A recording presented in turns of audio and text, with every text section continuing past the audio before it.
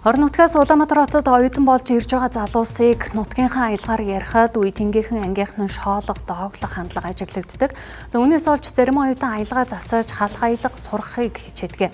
За тэгвэл аялга бол тухайн бүс нутгийн онцлог, түүх, соёл, ахуй амьдралыг илэрхийлсэн хэлний баялаг хэлбэр Монгол үндэсний өв соёл юм а. Гонам хөдөөнөөс орж иж байгаа оюутнуудыг нутгийн аялгаар ярихаар хүмүүс ямар ингэж нэ? Наа чи ямар ингэж нэ гэд шоглоод идэм л оюутнууд үүнийгээ засах гээд их хичээдэг. Уг нь бол энийг засах гээд шаардлага байхгүй мэл.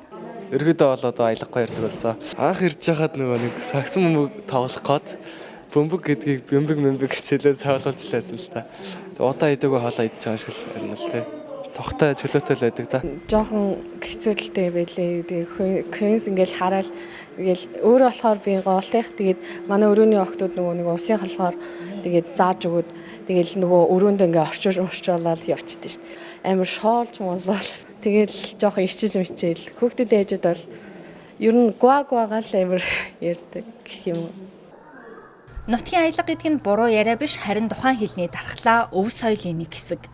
Нэг үндэсний доторх аялгаа олон байх тусам хэл нь баялаг, амьд оршиж байдаг. Тиймээс оюутан залуус нутгийнхаа аялгаар ярихаасаа ирчих бус, харин бахархах, өвлөн тээх учиртайг судлаач онцлоо. Нэг ч гэсэн аялгуутай хүн байж л байвал одоо тэр бол өв тээж байгаа. Одоо маш чухал, үн цэнтэй ийм хүн болмон.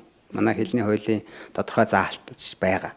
Энэ хэл аялгааг бол ориг тэр одоо яг уугуул шинжээр нь одоо сонсож авч хэрэглэж өвлөж тэгээ цааш нь өр хүүхдүүдтэй уламжлуулах ёстой гэсэн ийм заалт бол байж байгаа шүү дээ.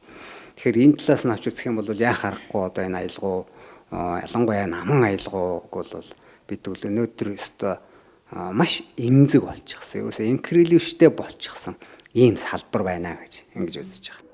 Иймээс хүмүүс нутгийн аялгаа засах бус харин хадгалж хамгаалах, хүндэтгэх, өв соёлыг түгэх хэрэгтэй юм. Энэ нь үндэсний хэл, өв соёлоо хамгаалж буй нэг хэлбэр юм а.